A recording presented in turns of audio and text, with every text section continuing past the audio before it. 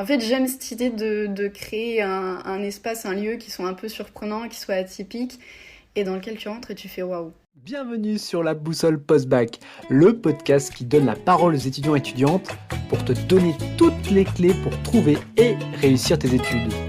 Le concept pour chaque épisode est simple, 4 chroniques autour d'une formation, 1. Le parcours, 2. Les questions des abonnés, 3. Les conseils pour réussir et 4. Raconte-moi une anecdote. Sans plus tarder, place à l'invité du jour. Salut, alors moi c'est Pauline, j'ai 20 ans et je suis en 3e année de bachelor design d'espace. Niveau formation, si tu veux tout savoir, j'ai eu un parcours hyper chaotique. J'ai commencé... Alors déjà, j'ai toujours dit à mes parents, je ferai jamais d'études supérieures.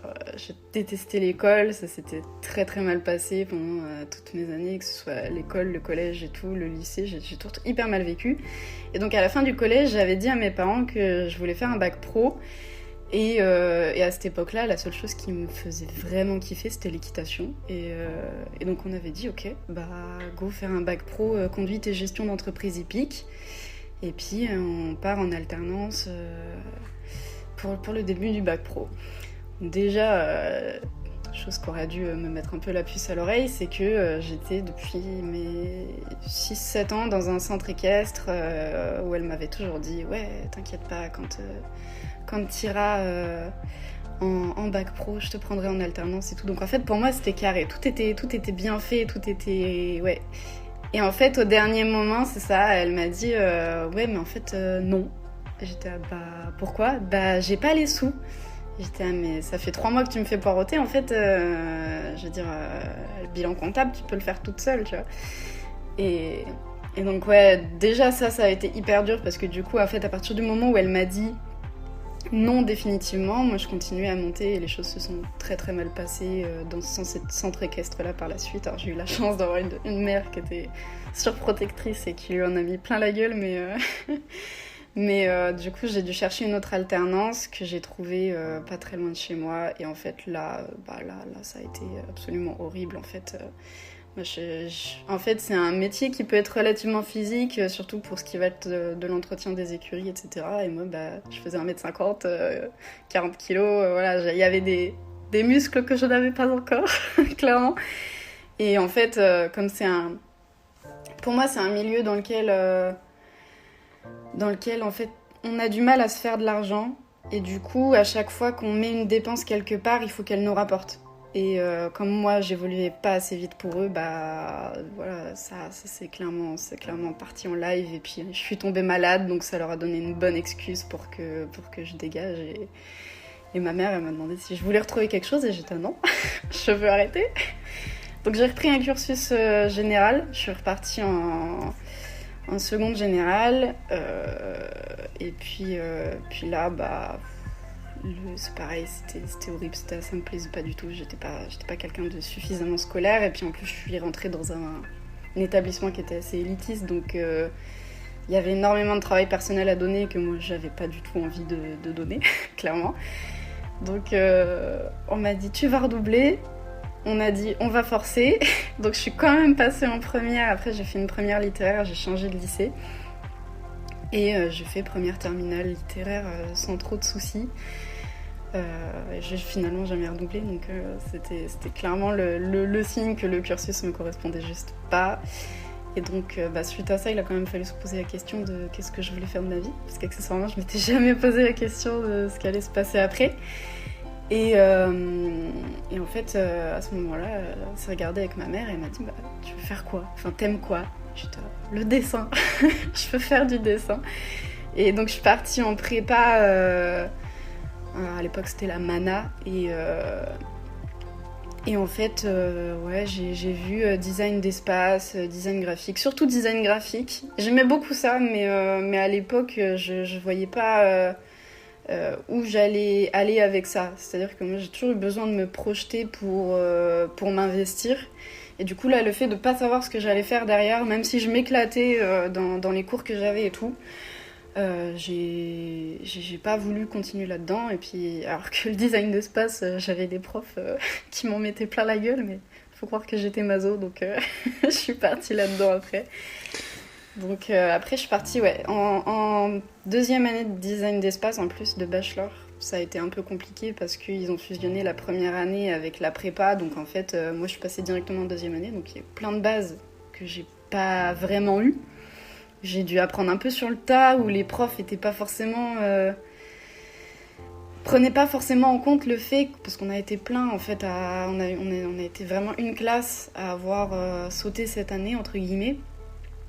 Et ouais, il y a eu des profs qui n'ont pas du tout pris en compte le fait qu'il y avait des connaissances qu'on n'avait pas du tout par rapport à l'autre classe.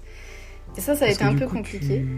Je me permets de poser la question, mais du coup, toi, tu venais du coup de cette prépa-là, et cette prépa-là, elle t'a permis de faire un bond vers une deuxième année. Ouais, c'est ça. Voilà. Parce et donc, qu'ils voulaient d'autres fusionner. personnes avaient fait et d'autres personnes avaient fait la première année, et donc se sont directement allées en deuxième année, mais eux avaient ces bases que toi, t'avais pas dans l'autre prépa. Et en fait, du coup, ils avaient choisi de diviser en plus en deux classes. Donc là, il y avait la classe de ceux qui avaient fait la première année et donc qui étaient restés dans un cursus normal, et il y avait toute la classe des prépas en fait qui étaient passés directement en deuxième année. Et en fait, je pense qu'il y en a clairement qui ont un peu lâché en cours d'année, et ça se voyait quoi, parce que c'est vrai que de rattraper ce retard-là en fait, et je pense que c'est la filière qui veut ça de manière générale, mais il faut être hyper curieux et pas attendre que les connaissances te soient données. Et c'est ça qui est compliqué aussi, c'est que je pense que si t'as pas suffisamment la motivation et que tu te dis pas ok, il me manque ces infos là, il faut que j'aille les chercher, ça va être compliqué d'avancer, parce que de toute façon, enfin moi c'est ce que je vois, l'école, et je pense que quelle que soit l'école, t'auras jamais toutes les clés en main pour avoir vraiment les connaissances que toi tu veux derrière. Moi je sais que je suis hyper tournée vers tout ce qui va être rendu photoréaliste, etc. Je me prétends pas douée, loin de là, mais en fait j'adore vraiment cet aspect-là, et en fait c'est un aspect qu'on n'étudie pas du tout. Alors qu'aujourd'hui dans les entreprises c'est un truc qui est de plus en plus utilisé parce que c'est ce qui permet de vendre. Donc voilà, moi c'est des choses que je prends le temps d'apprendre à côté. Après j'ai la chance aussi de pouvoir l'appliquer en entreprise, parce que du coup on a les logiciels pour, etc. Ça c'est l'avantage de l'alternance aussi. Mais clairement il y a des choses où il faut vraiment être curieux quoi. Donc concrètement, si j'ai trois conseils à donner, c'est être très curieux. Mais après, il y a plein de façons d'être curieux. C'est pas juste être... Tu peux être curieux sur tout, mais la vérité, c'est que ça te prendra énormément de temps. Et il faut que tu trouves un point qui, toi, te fait kiffer et qui te permet de te mettre en avant par rapport aux autres. Te démarquer, en fait. Moi, c'est vraiment comme ça que je le vois. Et puis, pour le reste, c'est... avoir une bonne organisation. Moi, je sais que je suis quelqu'un de pas du tout organisé dans la vie, au quotidien, mais je suis quelqu'un qui aime bien être organisé dans mon travail parce que je vais stresser facilement. Je suis quelqu'un qui me met très vite la pression parce que j'ai tendance à être assez perfectionniste, donc je vais au bout des choses. Mais des fois, j'ai pas le temps. Et du coup, en fait, c'est frustrant de pas aller au bout des choses quand tu sais que t'aurais pu pousser le truc plus loin. Et du coup, le fait de mieux s'organiser, en fait, ça permet de pouvoir essayer de pousser le truc au maximum. Et surtout quand on a des projets, des gros projets, que ce soit à l'école ou en entreprise pour mon cas, faut réussir à trouver le temps, à penser à tout, parce que surtout en entreprise, je vais vraiment aller dans les détails, parce que moi, je suis dans une entreprise qui a toute une partie menuiserie, donc en fait, on a toute une partie fabrication. Donc ce que je modélise, c'est conçu derrière. Donc il faut que ce soit pensé pour la menuiserie derrière. Et ça, c'est tout un aspect qu'on n'apprend pas en cours, typiquement. Nous, on a un aspect qui est beaucoup plus général sur tout ce qui va concerner l'esthétique. On a beaucoup de cours sur les normes, les choses comme ça. Mais en fait, la menuiserie, c'est vraiment un autre secteur qui va pas être pris en compte. Et si tu ne le vois pas dans ton expérience professionnelle, en fait, tu l'apprendras pas vraiment. Après, en général, voilà, c'est les menuisiers, quand tu leur envoies ton visuel, qui vont se démerder pour faire en sorte que ça ressemble plus à ce que toi tu as envoyé. Mais du coup, toutes ces connaissances-là, elles sont géniales à acquérir parce que du coup, là, pour le coup, tu te démarques vraiment. Et cet aspect technique, tu le vois pas en cours. D'où l'importance des expériences pro comme l'alternance que tu fais. Ouais, complètement. Mais moi, en fait, je me voyais pas faire un cursus sans alternance. Et ça, honnêtement, ça va être le 3e conseil, c'est privilégier les cursus avec de l'alternance. Parce que c'est tellement riche. Après, bon, voilà, tout va dépendre de l'entreprise, des opportunités que tu as.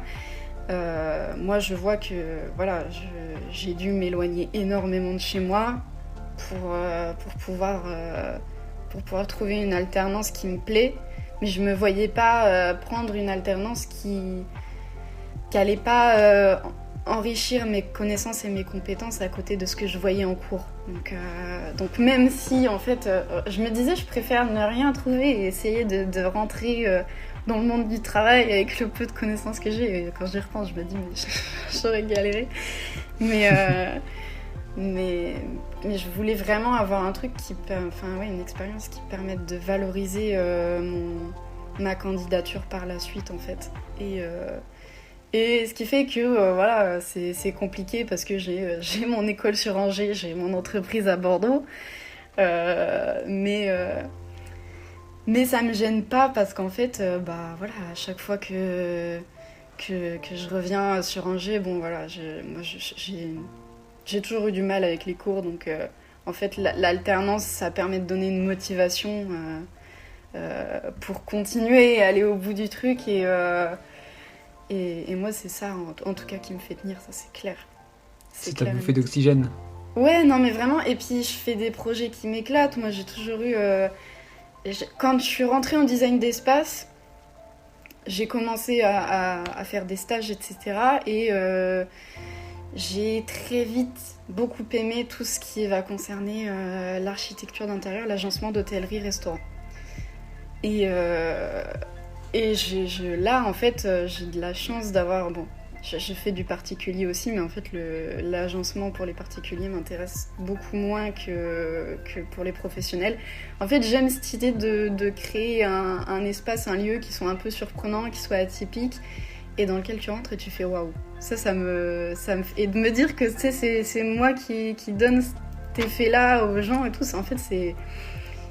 Puis même tout ce qui est... Il y a énormément d'études aujourd'hui qui montrent que voilà, quand tu travailles en fait dans un cadre qui est agréable, qui est joli, qui est lumineux, en fait tous ces aspects-là vont être hyper importants dans la productivité des personnes qui travaillent dans ce lieu-là et moi j'ai envie de contribuer à ça en fait, tout simplement. Toi, ce qui t'intéresse, c'est surtout l'impact des gens, que ça soit par le ouais. fait de waouh, l'effet waouh, et le fait de dire le fait qu'ils soient dans un bel endroit que j'ai conçu, ils ont peut-être plus de bien-être, ils sont plus productifs. Ouais, c'est ça, mais complètement. Et puis même quand t'es un touriste, que tu vas dans un restaurant, que tu rentres et que tu dis ah c'est fou, ah ça c'est super, ah regarde ils ont fait ça, c'est hyper original et tout. Enfin, tous ces trucs là, en fait, ouais, j'ai envie de surprendre les gens et j'ai vraiment... Puis en plus, c'est bête parce que je suis pas quelqu'un qui sort énormément, qui va dans des restaurants tout le temps et tout, mais en fait, on peut faire des choses qui sont tellement incroyables, enfin, sans parler d'esthétique et tout, même juste, tu crées une ambiance, tu crées vraiment un univers qui est propre au lieu dans lequel tu le conçois. Et ça raconte une histoire quand tu travailles dans des restaurants qui sont vieux, qui ont un passé, qui ont une identité déjà, et toi tu vas jouer avec pour vraiment venir appuyer en fait cette identité-là. J'avais une petite question avant qu'on passe à la partie des questions des abonnés. C'est quoi un peu les opportunités, rapidement, les opportunités après les études que tu fais ?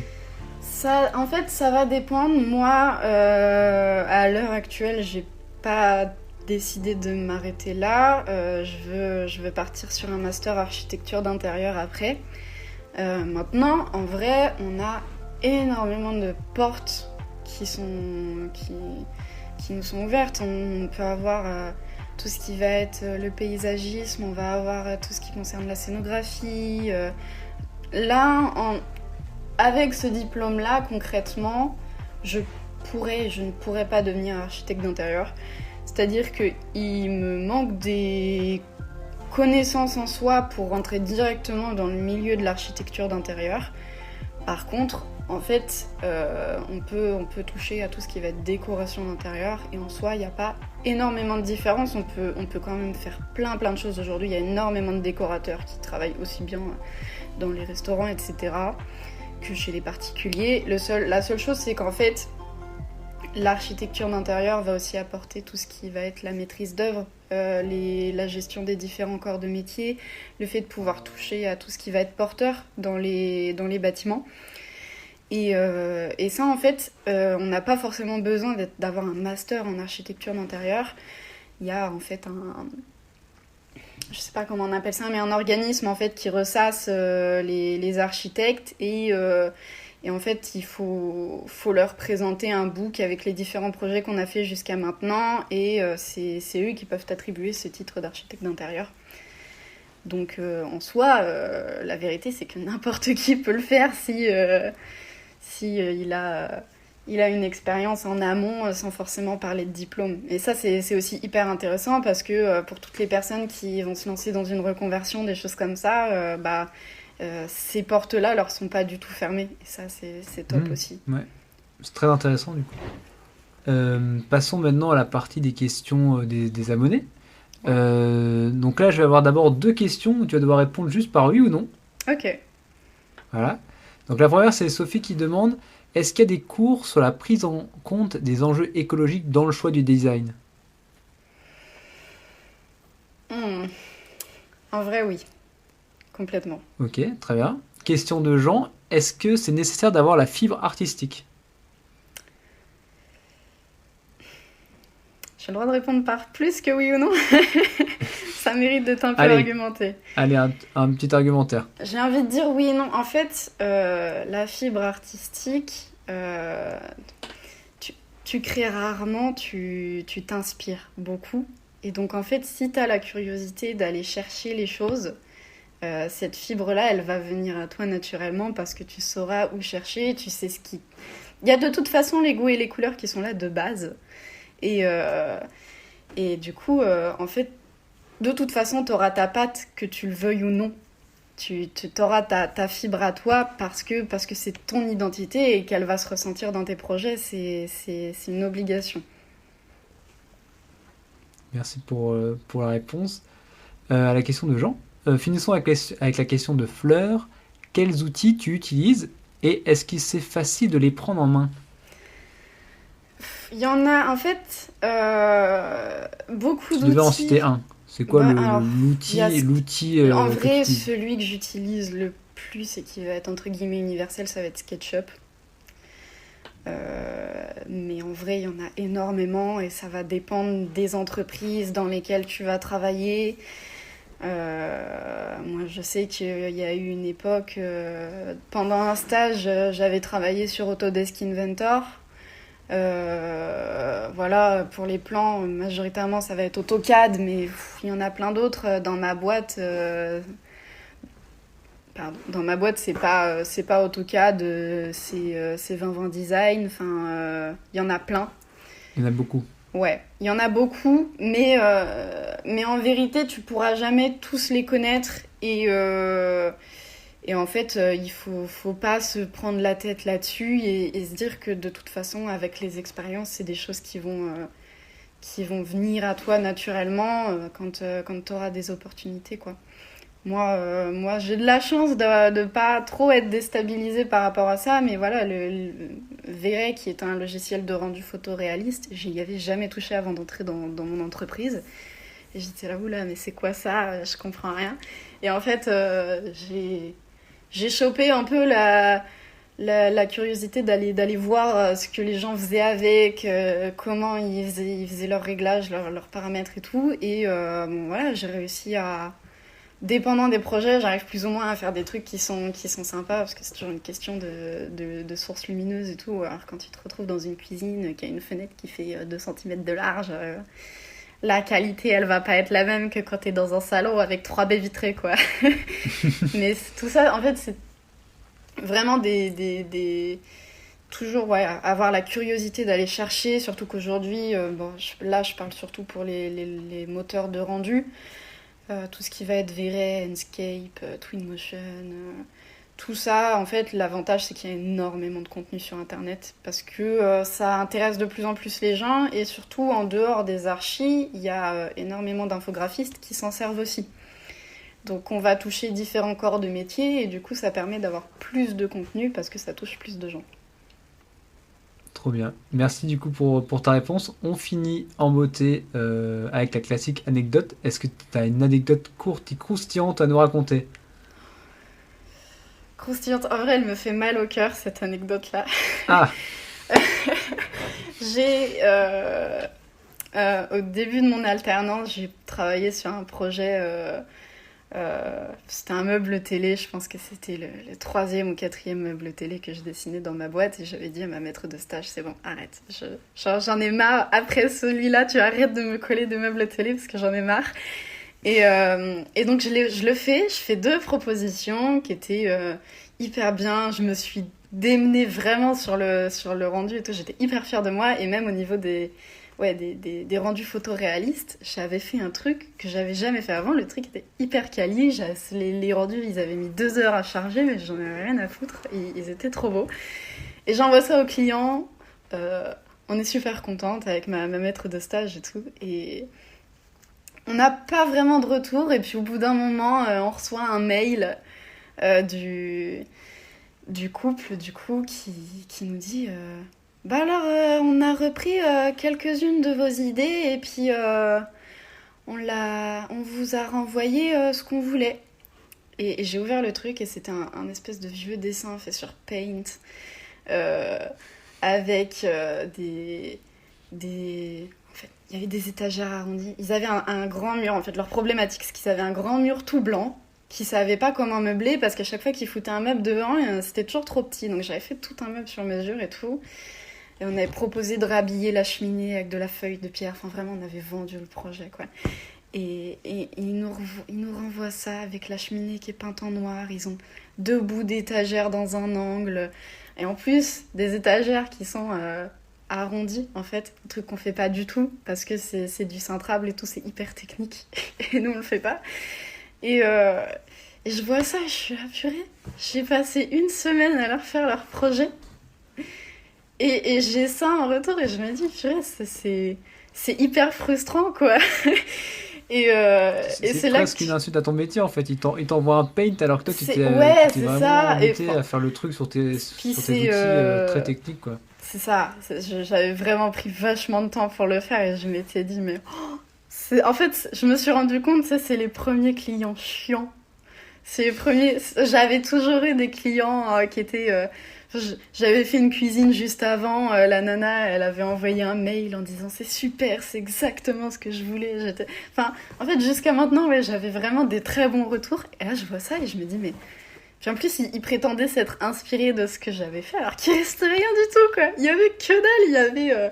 Allez, les tiroirs en bas, quoi. Je veux dire, il y avait rien du tout de ce que j'avais dessiné.